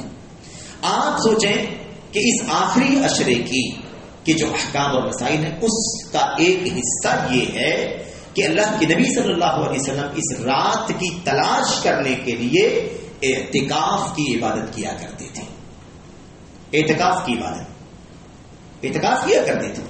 اور جب اللہ کے نبی کو نہیں بتایا گیا تھا کہ وہ رمضان میں ہے تو رمضان کے کس عشرے میں ہے، پہلے میں ہے، دوسرے میں ہے، تیسرے میں ہے، نہیں بتایا گیا تھا، تو پہلے اللہ کے نبی صلی اللہ علیہ وسلم نے پہلے عشرے میں عبادت کی، اعتکاف کیا. پہلے عشرے میں بھی اعتکاف کیا نبی کریم صلی اللہ علیہ وسلم نے. پھر بعد میں آپ کو یہ اللہ کی طرف سے امکان ہوا، امید ہوئی کہ دوسرے عشرے میں ہے، تو آپ نے دوسرے عشرے میں بھی اعتکاف کیا. اور پھر اس کے بعد جب آپ کو پتا چلا کہ نہیں آخری عشرے میں ہے، تو اللہ کے نبی صلی اللہ علیہ وسلم نے آخری عشرے میں اعتکاف کیا. اللہ تبارک و تعالیٰ قرآن کریم میں فرماتا ہے وَلَا تُبَاشِرُوهُنَّ وَأَنْتُمْ عَاكِفُونَ فِي الْمَسَاجِدِ، اپنی بیویوں سے صحبت نہ کرو اس حال میں کہ تم مسجدوں میں اعتکاف کیے ہوئے. تو قرآن کریم کے اندر اعتکاف کی عبادت کا نام لیا گیا. اور اللہ کے نبی صلی اللہ علیہ وسلم کے بارے میں ام المؤمنین عائشہ صدیقہ رضی اللہ تعالی عنہا بیان کرتی ہیں، کہتی ہیں کان النبی صلی اللہ علیہ وسلم یعتکف فی العشر الاخیر من رمضان حتی توفاہ اللہ تعالی ثم اعتکف ازواجہ من بعدہ. صحیح بخاری اللہ کے نبی صلی اللہ علیہ وسلم کے بارے میں فرماتی ہیں ام المؤمنین عائشہ رضی اللہ عنہا کہ نبی کریم صلی اللہ علیہ وسلم ہر سال آخری عشرے میں اعتکاف کرتے تھے، یہاں تک کہ نبی کریم صلی اللہ علیہ وسلم کو اللہ تبارک و تعالی نے وفات دے دی، یعنی وفات تک آپ آخری عشرے میں اعتکاف کرتے رہے. اور پھر اس کے بعد کہتے ہیں ثم اعتکف ازواجہ من بعدہ، اور آپ صلی اللہ علیہ وسلم کی وفات کے بعد آپ کی بیویاں بھی اعتکاف کرتی رہیں، بیویاں بھی اعتکاف کرتی رہیں. اچھا بیویاں اعتکاف کہاں کریں گی؟ یعنی خواتین اعتکاف کہاں کریں گی؟ مائیں بہنیں اعتکاف کہاں کریں گی؟ مائیں بہنیں بھی مسجدوں ہی میں اعتکاف کریں گی جیسے مرد اعتکاف مسجدوں میں کرتے ہیں، کیونکہ اعتکاف کی عبادت مسجد سے جڑی ہوئی ہے، یہ عبادت مسجد سے الگ ہو ہی نہیں سکتی. مسجد سے الگ ہو کر کے اعتکاف کی عبادت کا تصور ہی نہیں کیا جا سکتا ہے. اعتکاف کا جو لفظ ہے نا، لفظ اس لفظ میں یہ چیز داخل ہے کہ مسجد سے چپک کر کے رہ کر کے عبادت کرنا ہے. تو مسجد کے باہر چلے جائیں گے تو اعتکاف نہیں رہے گا. اعتکاف کا مطلب مسجد کو لازم پکڑنا، عبادت کے لیے، بندگی کے لیے خاص مدت میں، خاص دنوں میں اللہ تبارک و تعالیٰ کی مسجدوں میں سے کسی مسجد کو لازم پکڑ لینا، یہ ہے اعتکاف. اور اعتکاف کا سب سے بڑا مقصد کیا ہے؟ سب سے بڑا مقصد اعتکاف کا یہ ہے کہ اللہ تبارک و تعالیٰ کی طرف سے وہ فضیلت والی رات جو 1000 مہینوں سے بہتر ہے، اس رات کی فضیلت کو حاصل کیا جائے، اسی کی تلاش کرنے کے لیے نبی کریم صلی اللہ علیہ وسلم اعتکاف کیا کرتے تھے. اعتکاف کی فضیلت میں کوئی الگ سے حدیث تو نہیں ہے، یا حدیث کوئی صحیح حدیث نہیں ہے الگ سے، لیکن اعتکاف کی فضیلت کے لیے یہی کافی ہے کہ اللہ نے قرآن کریم کے اندر اسپیشلی اس کے احکام اپنی عبادت اپنی کتاب میں بیان فرمائے ہیں. اگر وہ اہم نہیں ہوتا، وہ عبادت اہم نہیں ہوتی، اس کی فضیلت نہیں ہوتی، تو قرآن کریم میں اللہ تبارک و تعالیٰ اتنی تاکید سے، اتنی وضاحت سے اس کے احکام کیوں بیان فرماتا؟ اور اگر وہ عبادت اہم نہ ہوتی، اس کی فضیلت نہ ہوتی، تو نبی کریم صلی اللہ علیہ وسلم زندگی بھر اعتکاف کیوں کرتے؟ اس بات کے لیے کافی ہے کہ اعتکاف کیا ہے، یہ بڑی اہم عبادت ہے. اور اعتکاف کے بارے میں خیر بہت سارے احکام اور مسائل ہیں، ان ساری باتوں میں اگر ہم داخل ہوں گے تو وقت بہت زیادہ ہو جائے گا، لیکن جو موٹی باتیں ہیں صرف ہمیں سمجھنا ہے. اعتکاف کے بارے میں سب سے جو اہم مسئلہ ہے وہ یہی ہے میرے بھائیوں کہ عورتیں مرد سب کے سب مسجدوں میں ہی اعتکاف کریں گے. اعتکاف نفلی عبادت ہے، نہ مرد پر واجب ہے نہ عورت پر واجب ہے، واجب ہے ہی نہیں. اور واجب جب نہیں ہے، فرض نہیں ہے، تو پھر کفایہ ہے یا فرض عین ہے، یہ موضوع ہی سے خارج ہے. فرض ہی نہیں، واجب ہی نہیں، تو پھر یہ بات کرنا بیکار. کیوں؟ اس لیے کہ بہت سارے ہمارے بھائی کیا سمجھتے ہیں، کہتے بھی ہیں کہ پورے محلے میں کچھ نہ ہو تو کم سے کم 1-2 آدمی کو تو اعتکاف کرنا ہی چاہیے، ورنہ پورا محلہ گنہگار ہوگا. اس عقیدے کی وجہ سے گنہگار ہوگا، کیونکہ یہ عقیدہ نہیں اللہ تبارک و تعالیٰ کی کتاب میں نبی کے ساتھ. اس کو لوگوں نے کیا بنا دیا ہے؟ کفائی عبادت، بلکہ فرض کفایہ جیسا بنا دیا ہے کہ نہیں کچھ بھی ہو جائے. تو بعض جگہوں پر اگر جیسے کوئی چھوٹی سی بستی ہے جہاں کوئی اعتکاف کرنے کے ماحول میں نہیں ہے، مثال کے طور پر، تو لوگ باقاعدہ تیار کر کے ایک آدمی کو کس طرح سے آپ اعتکاف کرو ورنہ پورا محلہ گنہگار ہو جائے. تو یہ بالکل درست ہے، اس کی کوئی حیثیت نہیں. اعتکاف الحمدللہ فضیلت والی عبادت ہے. ایک بہت اچھا موسم انسان کو 10 دن کا ملتا ہے، رات میں دن میں آدمی مستقل اللہ کی بندگی میں لگا رہے، قدر کی رات حاصل کر لے، اور اس کے علاوہ بقیہ جو وقت اس کا عبادت میں گزرے گا سب کا صلہ اللہ تبارک و تعالیٰ عطا فرمائے گا. ایک بہت اچھا موسم، بہت اچھا موسم ہے. اچھا یہ بھی ایک مسئلہ ہے کہ اعتکاف کہاں کیا جائے گا؟ مسجد میں. تو مسجد کون سی مسجد ہونی چاہیے؟ اب اس میں علماء کے بہت سارے اقوال ہیں. کوئی کہتا ہے کہ مسجد کا مطلب یہ ہے کہ کم سے کم جامع مسجد ہونا چاہیے. کوئی کہتا ہے کہ نہیں حرمین شریفین ہی میں اعتکاف ہوگا. کوئی کہتا ہے مسجد نبوی ہی میں اعتکاف ہوگا. کوئی کہتا ہے کہ صرف 3 مسجدوں میں، مسجد حرام، مسجد نبوی، مسجد اقصی میں ہی اعتکاف ہوگا. اس طرح کی بھی اقوال ہیں. کچھ روایتیں بھی ہیں، کچھ روایتیں بھی، ایسا نہیں کہ بے سر پیر کی باتیں ہیں، یہ کچھ روایتیں بھی ہیں. اور علامہ البانی رحمۃ اللہ علیہ نے یہی بات کہی ہے کہ بعض روایتوں سے یہ ثابت ہوتا ہے کہ اعتکاف جو ہے وہ صرف اور صرف 3 مسجدوں میں ہوگا، مسجد حرام، مسجد نبوی اور مسجد اقصی میں. اور روایتیں صحیح ہیں. تو اس طرح سے کہا ہے، لیکن وہ فضیلت کے اعتبار سے ہے. فضیلت کے اعتبار سے جو وہاں پہنچ سکتا ہو تو کرے، جو آدمی وہاں پہنچ ہی نہیں سکتا ہوگا تو پھر یہ موضوع کہاں سے آئے گا کہ وہاں اعتکاف کرے؟ میری بھائیو، جب حج بیت اللہ کے لیے جہاں اللہ نے بیان فرمایا کہ حج فرض ہے لوگوں پر اللہ کے لیے، وہاں اللہ نے کیا لگا دیا؟ من استطاع الیہ سبیلا، جسے وہاں تک پہنچنے کی طاقت ہو. تو جو رکن ہے دین اسلام کا، پلر ہے حج، وہ اس وقت تک فرض نہیں ہوگا، اس آدمی پر فرض نہیں ہوگا جو وہاں تک پہنچنے کی طاقت نہیں رکھتا ہے. تو اعتکاف کیسے واجب ہو جائے گا؟ تو اعتکاف واجب نہیں ہوتا. اعتکاف واجب نہیں ہے اور کسی خاص مسجد میں واجب نہیں ہے. اتنا ضرور ہے کہ مسجد میں جماعت وغیرہ قائم ہوتی ہو، یعنی باجماعت نماز وہاں ہوتی ہو. ایسا نہیں ہو کہ مطلب کوئی راستے وستے کی مسجد ہو جہاں کوئی جماعت قائم نہیں ہوتی ہو، کہ مسافر آیا پڑھ لیا اس کے بعد دروازہ بند کر کے چلا گیا، دوسرا مسافر 2-4 دن کے بعد آیا دروازہ کھول کے نماز پڑھ لیا چلا. ایسا نہیں ہونا چاہیے. ایسی مسجد ہونی ہے جہاں جماعت ہوتی ہو. اور اگر جامع مسجد یعنی جہاں جمعہ قائم ہوتا ہو تو یہ سب سے بہتر ہے. کیوں؟ اس لیے کہ جمعہ اگر نہیں قائم ہو رہا ہوگا ہر مسجد میں، اس مسجد میں جہاں اعتکاف کیا تو اعتکاف سے نکل کر کے جمعہ پڑھنے کے لیے جانا پڑے گا. اسے اعتکاف سے نکل کر کے جمعے کے لیے جانا پڑے گا، اور اس میں حرج ہے. حرج ہے. آپ سوچتے ہوں کہ ایسا کہاں ہے ہندوستان کے اندر کہ جہاں مسجد میں جمعہ نہ ہوتا ہو؟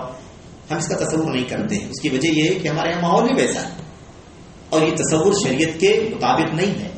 شریعت یہ نہیں چاہتی کہ گلی گلی میں 1000 مسجدوں کے اندر جمعہ کی نماز قائم ہو. شریعت یہ چاہتی ہے کہ جمعہ ایک بڑے پیمانے کی اجتماعیت ہونی چاہیے.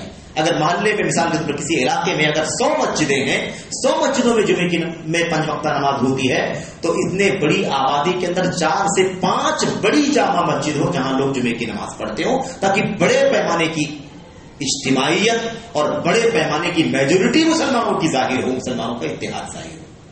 اسلامی شعار، اسلامی تصور یہ ہے.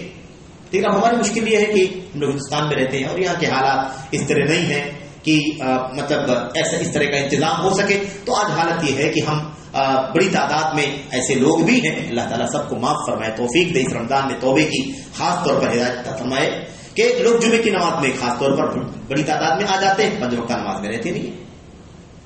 تو ساری مسجدیں جو محلے کی مسجدیں ہیں، گلیوں کی مسجدیں ہیں، سوسائٹی کی مسجدیں، وہ ساری مسجدیں اوور فلو ہو جاتی ہیں جمعے کو. اس لیے مجبوراً ساری مسجدوں میں جمعہ قائم کرنا پڑتا ہے. ورنہ یہ جو سارے کے سارے مسلمان جمعے میں حاضر ہوتے ہیں، اگر یہ 5 وقتہ نمازوں میں رہیں تو اتنی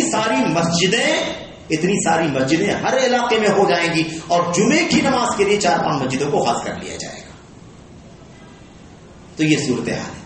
تو بہرحال اس لیے یہ بات ہمیں کم سمجھ میں آتی ہے کہ کیسے جامع مسجد نہیں رہے گی. کون سے ایسے مسجد ہو سکتا ہے کہ جمعہ کی نماز نہ ہوتی؟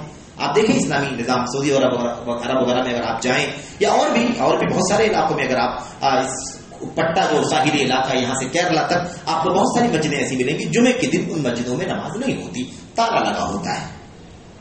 اس مسجد کے مصلی کہاں ہوتے ہیں؟ جامع مسجد میں جمعے پڑھنے کے لیے گئے ہوتے ہیں. اثر کی نماز پھر مسجد کھلے گی، اثر کی نماز ہوگی، لیکن ظہر کی نماز نہیں ہوگی. ظہر کی نماز چونکہ نہیں ہے، جمعہ کا ٹائم ہے، جمعہ کا دن ہے، تو سارے نمازی بڑی جامع مسجد کے اندر جا کر کے جمعے کی نماز پڑھیں گے، تاکہ بڑی اجتماعیت ظاہر ہو مسلمانوں کی تعداد. اور پھر عید کے موقع پر سارے مسلمان محلے سے باہر نکل کر کے کھلے میدان میں نماز پڑھیں، اور بڑے پیمانے پر اجتماعیت مسلمانوں کی ظاہر ہو. یہ دوسرا بڑا اجتماع ہے مسلمانوں کا. اور اس کے بعد سب سے بڑا اجتماع کون سا ہے؟ حج کانفرنس، جو عالمی طور پر پوری دنیا کے مسلمان 35-37 لاکھ یا اس سے بھی کم زیادہ لوگ اکٹھا ہوتے ہیں. مسلمانوں کا سب سے بڑا اجتماعیت کا وزن ہے. بہت پہلے ہم نے ذکر کیا تھا کہ کرسچنوں نے اس کو فیل کیا، محسوس کیا، اور کرسچنوں کے بڑے بڑے پادریوں نے اس کا اعلان کیا کہ اگر مسلمانوں کی یہ اجتماعیت ختم ہو جائے، مسلمانوں کا جمعہ ختم ہو جائے اور مسلمانوں کا قرآن نکل جائے، تو ہم مسلمانوں کو مٹانے کے لیے کامیاب ہو جائیں گے. جب تک یہ مسلمانوں سے ختم نہیں ہوتا تب تک ہم مسلمانوں کو مٹانے کے لیے کوئی کوشش نہیں کر سکتے. ان کو ختم کرنے کے لیے ہماری ساری داؤ پیش کیا ہو جائے گی؟ سب ناکام ہو جائے گی. بہرحال تو یہ ہے اعتکاف کرنے کے لیے خاص بات یہ ہے کہ اعتکاف مسجد میں ہوگا، اور اعتکاف میں کب معتکف میں کب جائے، اعتکاف کب شروع کرے کب ختم کرے، اس سلسلے میں جو خاص بات ہے، یہ باتیں اس لیے آپ سے ذکر کی جا رہی ہیں کیونکہ اگلی جب ملاقات ہوگی آپ سے تو آخری اشرا شروع ہو چکا ہوگا، اور رمضان کی 22ویں تاریخ 23ویں تاریخ ہو چکی ہوگی. اس لیے سارے مسائل ابھی سرسری طور پر ذکر کیے جاتے ہیں، اور ختم کر رہا ہوں انشاءاللہ 2-4 منٹ میں. اعتکاف آدمی کب کرے؟ 20واں رمضان مکمل ہو جائے. 20 رمضان مکمل ہو گیا، غروب آفتاب کے ہم نے افطار کر لیا. اب چونکہ 21ویں شب لگ چکی ہے، آدمی کو چاہیے کہ جو کچھ بھی اس کا سامان وغیرہ ہے، بستر وغیرہ، وہ لے کر کے مسجد میں داخل ہو جائے، مسجد میں چلا جائے اور عشاء کی نماز پڑھے، تراویح پڑھے، جو بھی ہے رات میں جو کچھ پڑھنا ہے پڑھے. فجر کی نماز پڑھ کر کے اپنے معتکف میں، یعنی وہ جو گھیر دیا جاتا ہے، خیمہ بنا دیا جاتا ہے تاکہ آدمی علیحدہ رہ کر کے عبادت کرے، اس کو ڈسٹرب نہ ہو ادھر ادھر، اس میں فجر کی نماز کے بعد داخل ہو جائے. 21ویں شب کی شروع ہوتے ہی مسجد میں چلا جائے اور فجر کی نماز کے بعد اپنے معتکف میں جا کر کے معتکف ہو جائے. یہ اللہ کے نبی صلی اللہ علیہ وسلم کی سنت تھی. اور نکلنے میں بھی یہی طریقہ تھا کہ جب رمضان شوال کا چاند ہو جائے تو وہ نکل سکتا ہے، کوئی مسئلہ نہیں ہے، کیونکہ رمضان ختم ہو چکا ہے، شوال آ چکا ہے. لیکن افضل اور بہتر کیا ہے؟ افضل اور بہتر یہ ہے کہ رات بھر وہیں رہے، جب فجر کی نماز پڑھ لے، عید والے دن، عید کی صبح فجر کی نماز پڑھ کر کے تب نکلے. اور اس میں بھی بہتر یہ ہے کہ نہ نکلے بلکہ وہیں سے تیار ہو کر کے عیدگاہ جائے، عید کی نماز پڑھ کر کے تب گھر جائے. یہ مطلب افضل ہے. ورنہ چاند ہو گیا ہے تو اب نکل کر کے اپنے گھر کو آ سکتا ہے. افضل اور بہتر یہ ہے کہ فجر کی نماز کی بات نکلے. یہ ہو گئی بات. اعتکاف کی حالت میں ظاہر ہے کہ ہے نا ہر طرح کی دنیاوی چیزیں، شہوت کی چیزیں ہے نا، جو میاں بیوی کے تعلقات ہوتے ہیں، ساری چیزیں حرام ہیں، یا شہوت کے جتنے بھی کام ہو سکتے ہیں سب کے سب کیا ہیں؟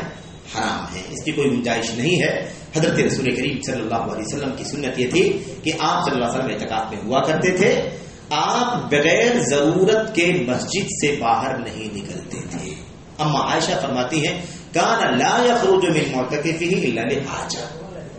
دوسری بات میں الا لحاجۃ بشریہ، یہ لحاجت انسانی ضرورت کے لیے ہی آپ اعتکاف سے باہر نکلتے تھے. انسانی ضرورت مطلب جیسے استنجا ہے، پیشاب ہے، پاخانہ ہے، جس کے بغیر نہیں چلنے والا انسانی ضرورت، اس کے لیے کہ اللہ کے نبی صلی اللہ علیہ وسلم اپنے اعتکاف سے نکلتے تھے. آپ ورنہ آپ اسی میں رہتے تھے. روایتوں میں یہاں تک موجود ہے کہ آپ کو اگر مثال کے طور پر کنگھی کرنے کی ضرورت پڑتی یا سر کے بال دھونے کی ضرورت پڑتی تو چونکہ ہم نے عرض کیا نا کہ اللہ کے نبی کی بیویوں کے کمرے وہ مسجد نبوی سے جڑے ہوئے تھے اور کھڑکی تھی درمیان میں، کیا تھا؟ کھڑکی تھی. اللہ کے نبی صلی اللہ علیہ وسلم وہاں سے اپنا سر، مسجد سے اپنا سر اندر کی طرف، حجرے کی طرف کر دیا کرتے تھے اور اللہ کے نبی کی ازواج محترمات آپ کے سر کے بال دھو دیا کرتی تھی اور آپ کے بالوں میں کنگھی کر دیا کرتی تھی. یعنی آپ پورے جسم کے ساتھ مسجد نبوی سے باہر نہیں نکلتے تھے.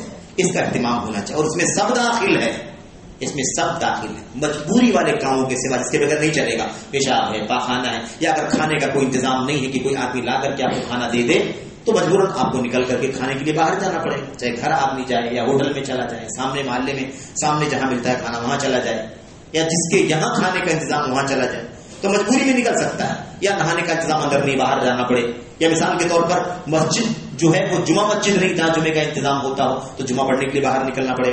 تو مجبوری ایک غلط چیز ہے. ورنہ اور کسی کام کے لیے، چاہے وہ نیک کام کیوں نہ ہو، کسی بیمار کی دیکھ ریکھ کرنے کے لیے جانا ہو، بیمار کرسی کے لیے جانا ہو، معتکف نہیں جا سکتا.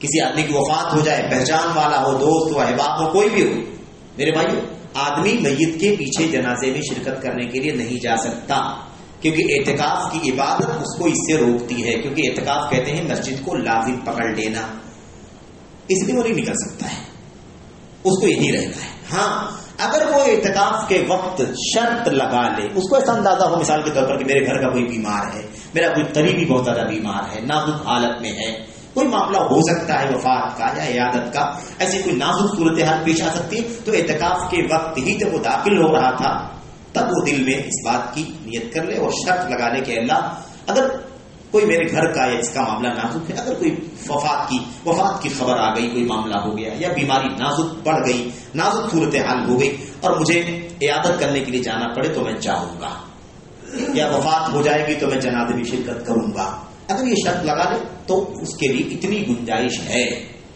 لیکن کسی بھی کام کے لیے سارے دنیاوی کام کاج کی شرط لگا لے، اس کی گنجائش نہیں ہے کہ اب آپ ہر ایک کی شرط لگا لیکن میں یہ کام بھی کروں گا، میں یہ کام بھی کروں گا، میں یہ کام بھی کروں گا، اس کی گنجائش نہیں. تو ایسے ہی اعتکاف، اس لیے آدمی کو اعتکاف کی حالت میں کام کاج ادھر ادھر کی ڈیلنگ کرنا، فون پر بیٹھ کر کے سارا ہینڈل کرنا، یہ سب بالکل درست نہیں ہے، کیونکہ اعتکاف کے منافی ہے یہ ساری چیزیں. یہ ساری چیزیں خود ایک تو سب سے پہلے اعتکاف کرنے والے کو مشغول کر دیں گی، وہ آدمی صحیح سے عبادت نہیں کر سکے گا، ہمیشہ فون آ رہا ہے، ہمیشہ بات چیت کر رہا ہے، تو اس کا دل وہاں لگا، وہ کیا وہ عبادت کرے گا، کیا وہ نماز پڑھے گا، کیا وہ تلاوت کرے گا؟ تو ایک تو اس کی عبادت میں خلل ہوگا، اور دوسری چیز یہ ہے کہ اس کی اس عبادت کا جو حاصل ہونا چاہیے وہ حاصل بھی اس کو نہیں ہوگا، کیونکہ اس نے صحیح طور پر عبادت نہیں کیا ہے۔ تو بہرحال یہ اعتکاف کے چند مسائل تھے، اور آخری عشرے میں قدر کی راتوں کے جو مسائل ہیں، اللہ کے نبی صلی اللہ علیہ وسلم کی مشہور روایت جس میں آپ نے ام المؤمنین عائشہ صدیقہ نے آپ سے پوچھا تھا کہ اللہ کے نبی اگر قدر کی رات ہو، طاق رات ہو، تو میں کیا پڑھا کروں، آپ مجھے کوئی دعا سکھلا دیجیے۔ تو آپ نے سکھایا تھا اللہم انک عفو تحب العفو فاعف عنی، اللہم انک عفو کریم تحب العفو فاعف عنی۔ بعض روایتوں میں کریمن بھی ہے، کریمن کے ساتھ بھی پڑھنا جائز ہے، کوئی حرج کی بات نہیں۔ ترمذی کی روایت میں صحیح روایت جس کا علامہ البانی نے صحیح کہا، اس میں کریم کا لفظ بھی آیا ہوا ہے۔ تو بہرحال کوئی حرج کی بات نہیں ہے، اس کو پڑھیں۔ اور اس کے علاوہ جو بھی انسان اپنی دنیا اور آخرت کی بھلائی کے لیے، خیر کے لیے جو بھی دعا کرنا چاہتا ہو، اس کو چاہیے کہ وہ دعاؤں کا اہتمام کرے۔ یہ ایسے موقع ہیں جن موقعوں کو انسان دوبارہ پا سکے گا، نہیں پا سکے گا، زندگی اس کی وفا کرے گی نہیں کرے گی، کوئی بھی ضمانت نہیں دے سکتا ہے۔ اس لیے ہمیں چاہیے کہ ہم جو بھی عبادت کریں اسے آخری سمجھ کر کے کریں، آخری سمجھ کر کے کریں۔ یہ نہیں ہونا چاہیے کہ اب جمعہ آ رہا ہے تو اس کو الوداعی سمجھ کر کے، بہت سارے ہمارے بھائی اس کو جمعہ کو الوداعی سمجھ کر کے بڑے اہتمام سے پڑھتے ہیں، جتنی بھیڑ عام حالات میں ہوتی ہے اس کا 2-3 گنا بھیڑ بڑھ جاتی، تو یہ مناسب نہیں ہے، کیونکہ الوداعی جمعہ کا اسلام میں کوئی تصور نہیں۔ انشاءاللہ اگلی مجلس میں بات ہوگی کہ الوداعی جمعہ کہاں سے نکلا، وہ بدعت کہاں سے آئی، اور اس کے پیچھے کون سی ضعیف موضوع روایتیں ہیں، ان سب کی حقیقت کیا ہے، وہ سب انشاءاللہ بات ہوگی اگلی مجلس میں۔ تو الوداعی جمعہ نہیں ہے، نہ الوداعی نہ کوئی عبادت ہے اس طرح سے جیسا لوگ کرتے ہیں۔ اور یہ لوگ جو الوداعی جمعہ میں حاضر ہوتے ہیں وہ رمضان کے جمعے میں بھی غفلت کا شکار، پورے سال بھر کے جمعے میں بھی غفلت کا شکار، ان کے دماغ میں یہ ہوتا ہے کہ الوداعی جمعہ پڑھنے کے رمضان کا تو سارا بیڑا پار ہو جائے گا۔ یہ سب کیا ہے؟ یہ سب بدعت ہے، اس کی کوئی گنجائش نہیں ہے۔ مومن کا کام یہ ہے کہ مومن جو بھی عبادت کرے اسے الوداعی سمجھ کر کے کرے۔ ابھی ہمیں نماز پڑھی ہے عصر کی، ہمیں چاہیے تھا کہ ہم ایسے پڑھتے، اتنے اخلاص کے ساتھ، اتنی للہیت کے ساتھ، اتنے اہتمام کے ساتھ، اور اتنا سنت کے اہتمام کے ساتھ، یہ سوچ کر کے کہ پتہ نہیں اس کے بعد دوبارہ اگلی نماز ہمیں ملے گی یا نہیں ملے گی، عصر کے بعد مغرب بھی ہم زندہ رہیں گے یا نہیں زندہ رہیں گے۔ تو ہر نماز آخری نماز سوچ کر کے پڑھے، ہر روزہ آخری روزہ سمجھ کر کے پڑھے رکھے، ہر تلاوت قرآن آخری تلاوت قرآن سمجھ کر کے اس کا اہتمام کرے۔ ہر عبادت کے بارے میں مومن کی کوشش یہ ہونی چاہیے کہ اعلیٰ سے اعلیٰ انداز میں اخلاص کا اعلیٰ معیار، سنت کا اعلیٰ معیار، اور ایسے ہی میرے بھائی اہتمام، فکر مندی اعلیٰ انداز کی ہونی چاہیے، اس اعتبار سے کہ اگر یہی آخری نماز ہو گئی تو ایسی ہونی چاہیے کہ اللہ کی بارگاہ میں قبول ہو جائے اور ہمارے لیے مغفرت کا ذریعہ بن جائے۔ اس طرح سے ہمیں کرنا چاہیے۔ تصویف، ڈیلے کرنا، ٹال مٹول کرنا، کل کر لوں گا، پرسوں کر لوں گا، اگلی نماز کر لوں گا، اگلے رمضان میں اچھا روزہ رکھوں گا، آئندہ ایسا کروں گا، یہ والی رات جاگ لوں گا، آج جانے دو، یہ مومن کا کام نہیں۔ اللہ سے دعا ہے کہ اللہ تعالی ہم سب کو اپنی کوتاہیوں سے، اپنی کمیوں سے، اپنی خامیوں سے توبہ کرنے کی توفیق عطا فرمائے۔ اللہ تبارک و تعالی ہمیں ہمت کے ساتھ، حوصلے کے ساتھ، فکر مندی کے ساتھ، نیکیوں کے جذبے کے ساتھ، خیر کی طرف، خیر کی تمنا کے ساتھ، اور بھلائی اور نیکی کتنا زیادہ اکٹھا کر لیں، اس تڑپ اور لگن کے ساتھ رمضان کی ساعتیں، رمضان کی گھڑیاں گزارنے کی توفیق عطا فرمائے۔ آمین رب العالمین۔ صلی اللہ علیہ وسلم وبارک علی نبینا محمد وعلی آلہ وصحبہ اجمعین۔ السلام علیکم ورحمۃ اللہ وبرکاتہ۔